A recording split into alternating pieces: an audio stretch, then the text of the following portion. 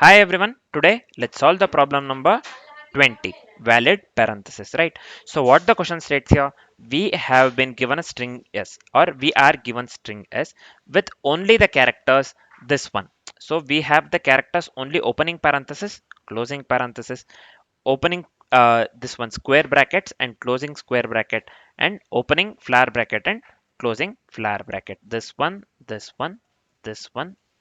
and opening flower and opening closing flower bracket. So we have been given a string s with only the characters this one, right? Opening parenthesis, closing parenthesis, opening flower brackets and closing flower brackets, and opening this one. What do you call this one? Square bracket and this one closing square bracket. So here we have to determine whether if it's valid string or not. A string is said to be valid if it closes every open bracket with the same time.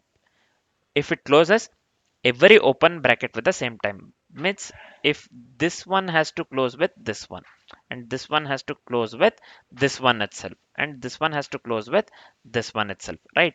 So it must close open bracket with the same type. Bracket must be closed in the correct order. Brackets have to be closed in the correct order. And finally, every closing bracket must match its corresponding last opened one. So this is very important. These are the three things that we need to keep in mind here. So open brackets must be closed by the same type of brackets. Open brackets must be closed in the correct order, and every closed bracket has the corresponding open brackets of the same type.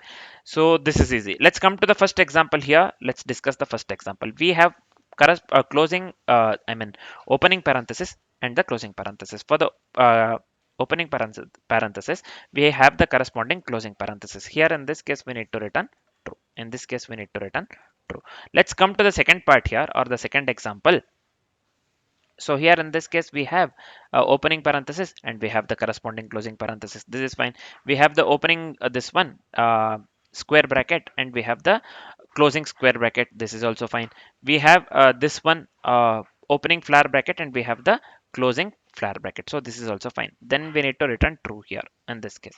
So let's go with the third example. We have the opening parenthesis, but we have the closing this one square bracket. So this miserably fails here. In this case we have to return false, not true, right? So this is fine. So let's go with the fourth example. Here we have the opening bracket here. So further within that one we have the square bracket. So we have the corresponding this one square bracket. So this is fine. We have the opening bracket here, and we have the closing this one, what do we call, parenthesis as well here. This also matches. This is fine. In this case also we need to return true, right? In this case also we need to return true, right? So this is the way, right? So they have given us wonderful examples just for the sake of understanding, right? So they have given us wonderful examples just for the sake of understanding, right? So let's discuss the approach part very quickly, and then let's write the code, right? So before this one writing the code, or before discussing the approach part, so I want to tell you that we'll be making use of the stacks. So the data structures that we'll be making use of a stack, or we'll be going with the stacks approach.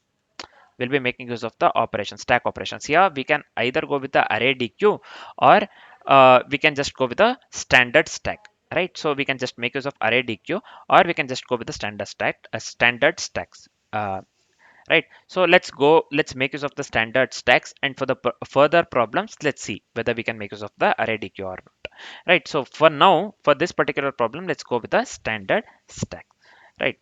So here yeah, first step is, let's consider this third example that the last example that they have given, this part, this one, right? So first example is very easy. So let's consider the final one. So here first one, we have to initialize the stack to track the open brackets. We have to track the open brackets, means if we have this open brackets, then at any cost we have to have the closing brackets, and if we have the closing brackets, then we will pop and stack has to remain empty. That is the main approach basically here. We'll discuss step by step, right? So this will be basically simple approach. This is the simple approach that we'll be going with. So if we have the corresponding opening bracket, we should be having the corresponding closing bracket, and last step is at the end, if we have the corresponding closing bracket, then we need to pop and the stack has to be empty. This itself is the approach basically in simple steps, in simple terms actually. Right, so let's discuss the same thing. Let's discuss in detail here. Let's initialize the stack to track the open brackets. First thing is we will read this one. As we have first this one, we are considering this example, right? First we have opening a parenthesis here, right? We'll read this one. It's an open, so push to the stack. We will push this one to the stack. Now stack contains opening this one parenthesis. Let's come to the next step here. We will read this one, square bracket, opening square bracket. We have the opening square bracket here, right? So we'll read this one. We have already read this one, right? So it's an open, so we'll push to the stack. So now we have these two in the stack, right? Now we have these two in the stack basically, right? These two brackets in the stack. Now let's move on with the next step. We will read closing bracket, closing square bracket. It's a close top of the stack. So what we will do, it's a match. So we will go with the closing brackets to the stack. So this is a match. So then we will pop the opening and closing bracket. So this one we will pop basically. Now the stack consists of only this one. What do we call? Corresponding opening bracket. I mean, sorry, opening parenthesis, not the corresponding word, sorry. It consists of only the opening parenthesis. So let's move on with the next step. So here, the next one we have, next bracket we have is closing parenthesis, right? We have the closing parenthesis.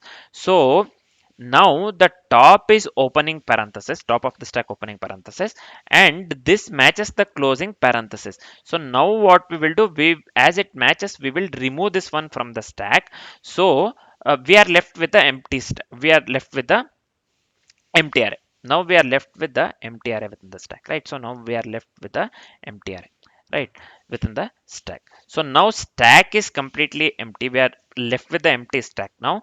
So the stack is empty. If the stack is empty, then we have to return true. In this case, all the brackets are matched, so then it is valid. Then here in this case, we will return true. We will return true, right? Very simple one. We'll return true, right? So I hope the approach is completely clear. This is the approach that we'll be going with. So the output that we got here is this one true, which matches the fourth example, this one true, boolean value true. So our approach works absolutely correct in this case. Let's quickly discuss the complexities part here, right? So the time complexity would be big of n here. So the time complexity would be, so just give me a second, let me remove this one. Yeah, so the time complexity would be big of n here. Why the time complexity here is big of n? Because we are traversing the string once. We have to traverse the string once exactly, right? So the overall time complexity would be quite obviously big of n. So what would be the space complexity here? The space complexity would be big of n as well. Why the space complexity is big of n? Because in the worst case, all the characters are opening brackets that will be stored in the stack, right? So the space complexity would be quite obviously big of n as well. We have to consider the worst case for the this one memory part, or the space complexity, right? So the space complexity would be big of n as well. So the time complexity and the space complexity for the code that we'll be writing in the future would be big of n. I hope the complexities part is completely clear along with the approach. So as we are completely familiar with the approach and the complexities, we are good to write the code. Let's start writing the code. So the first step is, let's initialize the stack. So sorry, let's make use of the stack to store the opening bracket. So let's create the stack here. This will be character. We are going with the characters, right, within the string. So this will be character stack equals new. So we are going with the standard stack here. So this will be new stack. We are not making use of RIDQ here. So this is fine.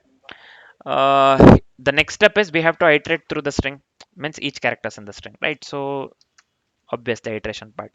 For int I equals 0, I less than length of the string, and let's go with I plus plus. So this is fine. Within the for loop, what we'll do, let me initialize variable c2 is dot caret index. So this is fine.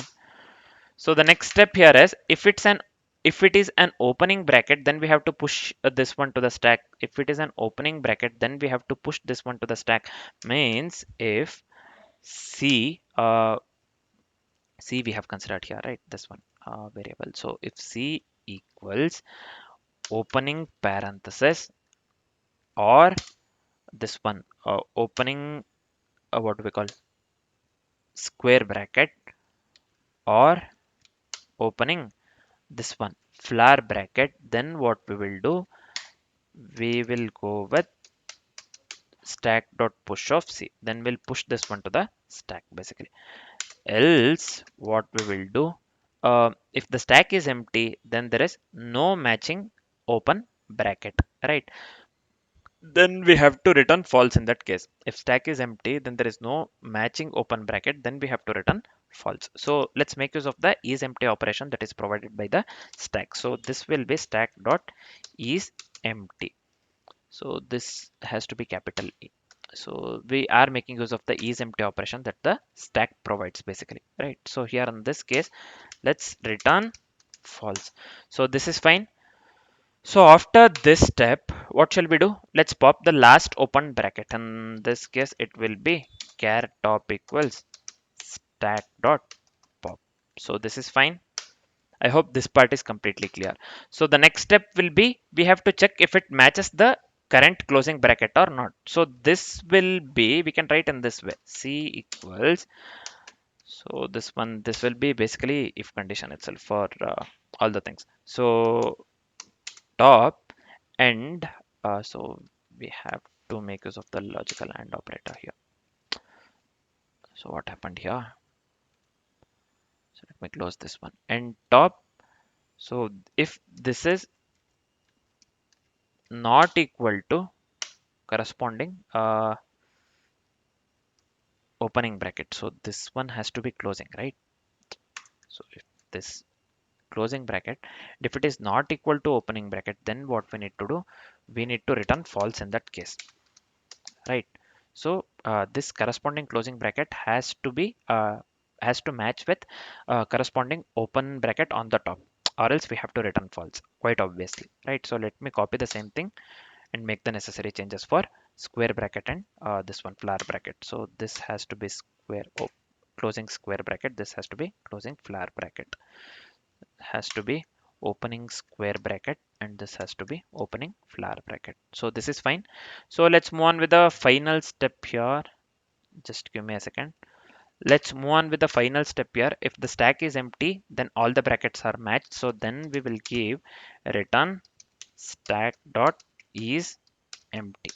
Stack dot is empty. So let me make this E capital here. So let me make this E capital here, right? So we are checking whether the stack is empty or not. So if all the brackets matches, right? So then we are popping the bracket step by step. We have to have the empty stack at the end. If only the stack is left with a empty, then if only the stack is empty, then we have to return true in that case.